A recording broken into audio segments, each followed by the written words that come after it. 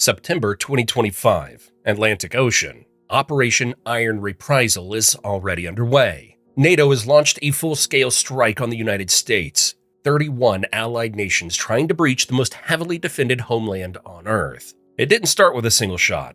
It started with a fracture. After pulling out of its European bases, the United States quits NATO and cuts off all access to shared systems. Satellites, intelligence feeds, GPS, gone.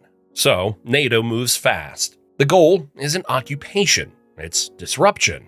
Break U.S. command, disarm key forces, and force the U.S. to the table before things spiral out of control. Doing that means crossing 3,000 miles of ocean without American logistics, satellites, or airlift. It's the most ambitious coalition strike in modern history. Here's the twist. They know each other. They trained side by side for decades. Now they're using that playbook against each other. And sure, NATO's a defensive alliance, but this is a sandbox scenario, and that line's already been crossed. I know it's unlikely, but I just wanted to explore how it might go. So let's walk through it. The mission is simple on paper. Force a U.S. surrender without triggering mass civilian casualties. No nuclear weapons, no leveling cities. Just speed, pressure, and surgical strikes. NATO gives a 96-hour warning. Evacuation protocols go active. Troops mobilize. Entire naval groups deploy under full radio silence. But something becomes clear almost immediately. Without U.S. support, NATO is flying half blind. As I said, there's no GPS, at least not the American kind. They're stuck with Europe's Galileo system. Slower, easier to jam, and never tested in combat. It's not that they have nothing, it's that what they have can't match what they just lost. There's no U.S. satellite intelligence, live drone feeds, or global logistics network. And much of NATO's top gear, like F-35s, Blackhawks, and HIMARS, still depends on U.S. parts, software updates, and deep maintenance you can't do in the field. Even without U.S. networks, NATO's F-35 can still share data with each other. But they've lost the American intel web that fuses satellites, sensors, and radar into a single picture. And with no spare parts coming in, every flight takes a toll on the fleet. Still, they push forward, because if they hesitate, the window closes, and they know it. Staging begins in Greenland, Iceland, the Azores, and Canada. Troops deploy to remote airstrips. Cargo ships are loaded with fuel, ammo, armor, and supplies. Convoys stretch across the Atlantic, tightly packed and heavily protected. The invasion is split into 3 coordinated thrusts. The main landing force hits the Virginia coast, targeting Naval Station Norfolk, the largest naval base on Earth. A second force strikes the Florida Panhandle, aiming to capture Eglin Air Force Base and split U.S. coastal defense. A third push moves south from Canada into Maine and Michigan, using European troops stationed under joint training programs. Convoys form in the Atlantic, NATO destroyers, leased tankers, and amphibious assault ships escorting wave after wave of cargo vessels. They rely on Galileo for navigation and a patchwork of national satellites for intel. But without U.S. ISR, intelligence, surveillance, and reconnaissance, they're operating with degraded precision. Missile strikes are less accurate. Reaction time is slower. Coordination gets messy. And if this doesn't work fast, it doesn't work at all. Before sunrise, the East Coast lights up. Cruise missiles slam into American air bases from Virginia to Georgia.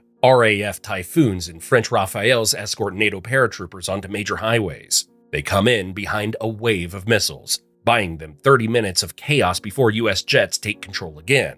Special forces raid a U.S. missile site in North Dakota. Helicopters hit beachheads near Norfolk. The fleet pushes in low and fast. The objective: seize the port, crater the docks, and open a corridor for follow-on armor. It's a bold move, but the U.S. reacts instantly. Patriot missile batteries intercept the first waves of missiles. Aegis destroyers pick off incoming threats. F-22 Raptors streak into the sky over Virginia. Within hours, the 82nd Airborne locks down critical roads. The 101st lifts out of Fort Campbell, Kentucky. Marines from Camp Lejeune deploy mobile anti-ship missiles along the coast. One French ship falls behind, exposed. A U.S. submarine, positioned in the Atlantic, takes the shot. Hundreds of troops never make it to the beach. NATO hits the coast, but they're already bleeding.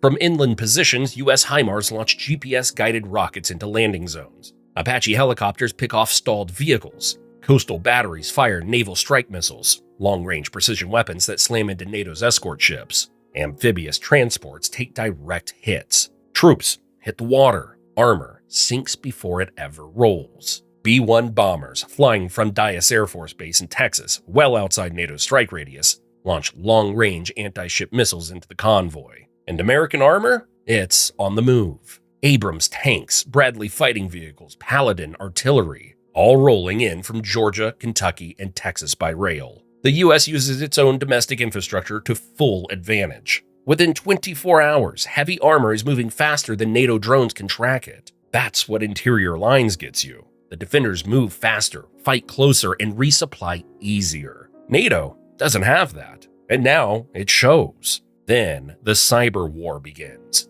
NATO hits hard, East Coast infrastructure buckles, GPS signals are spoofed, commercial drones veer off course, power outages hit parts of Virginia and New York, rail networks glitch, 911 systems flood with fake emergency calls, banks stall, panic spreads fast. But the US had practiced this exact scenario. Cyber Command isolates infected networks in hours. Targeting data is restored through backup satellite links. Military networks switch to hardened communication lines and dark fiber, buried cables that can't be easily intercepted or jammed. Then the US fires back. Undersea cables linking Europe begin to fail. Galileo's satellite signals degrade near the battlefield. NATO's drone feeds go dark. Spy satellites stop updating.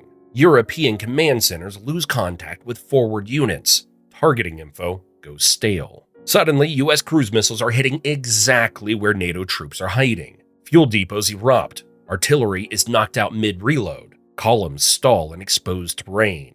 The cyber war doesn't buy NATO an advantage. It speeds up their collapse. But speed isn't NATO's only enemy. Now the terrain turns against them. The Virginia coastline is flat, marshy, and full of choke points. Armor can't maneuver. Supply convoys bunch up. The Appalachians form a wall to the west, forcing any inland push into predictable paths. The Midwest is wide open, but that just makes it easy for US bombers and drones to hunt exposed columns. Bridges are blown, rivers flood, engineers crater roads. Meanwhile, America's road and rail system is fully operational. Fuel, ammo, food, everything flows inland without delay. Troops redeploy from coast to coast in under 72 hours. Even states like Colorado and Arizona begin sending units east, crossing an untouched national network. NATO, on the other hand, depends on a handful of ports and a few exposed convoys. Every ship they lose cuts deeper. Every delay stacks. By day 4, US submarines are sinking several cargo ships per night. The psychological toll, it's hard. Crews abandon tankers mid-ocean. Convoys scatter. Supplies slow to a trickle. NATO holds pieces of Norfolk, a few airfields in Florida, some ground near the Canadian border. But they've failed to secure a deepwater port, and without that, there's no resupply, no armor pipeline, no fuel deliveries. Just fragments of a plan collapsing in real time. The US floods the interior with National Guard units. Brigades from Pennsylvania, Ohio, and Tennessee reinforce air bases and armor divisions. Within days, the defenders outnumber the invaders, and NATO's running dry. Their F-35s are low on missiles they can't replace. Their tanks need diesel. Their artillery shells are almost gone. And the beach is still a bottleneck. Because the US isn't just holding the line, it's grinding them down. Then the counteroffensive begins.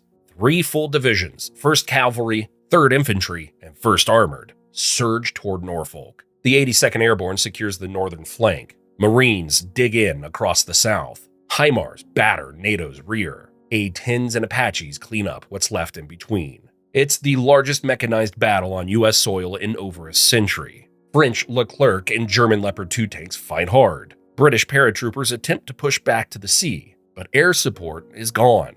Communications are jammed. Logistics are finished. There's nowhere left to run. The NATO beachhead collapses. Florida falls. The northern push pulls back into Canada. Hundreds of NATO troops are cut off and captured. Some surrender on live feed. At sea, the HMS Prince of Wales takes a direct missile hit. The Charles de Gaulle is disabled by a drone swarm. NATO's remaining ships retreat, and US submarines chase them across the Atlantic. The war is over, and there's no question who won. The United States holds the field decisively. NATO's invasion collapses under its own weight. Their reliance on American tech backfires. Their supply lines fail. Their timing slips, and geography finishes the job. Was victory ever possible? Maybe, but only if they'd seized a port, grounded US air power, and forced a surrender in under a week. Instead, they lost the fleet, then the nerve, then the war. Now, imagine if the invaders weren't NATO,